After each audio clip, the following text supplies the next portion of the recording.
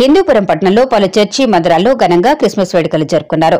ఈ సందర్భంగా రాయలసీమకి మకుటంగా ఉన్న C&IG మిషన్ చర్చిలో క్రిస్మస్ వేడుకలు ఘనంగా జరిగాయి.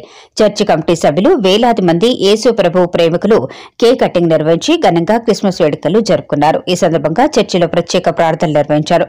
పేదలకు వస్త్రదానం, అన్నదానం చేశారు. ఈ కార్యక్రమంలో C&IG మిషన్ చర్చ్ కార్యనిర్వాహకులు, పాస్టర్లు తదితరులు పాల్గొన్నారు.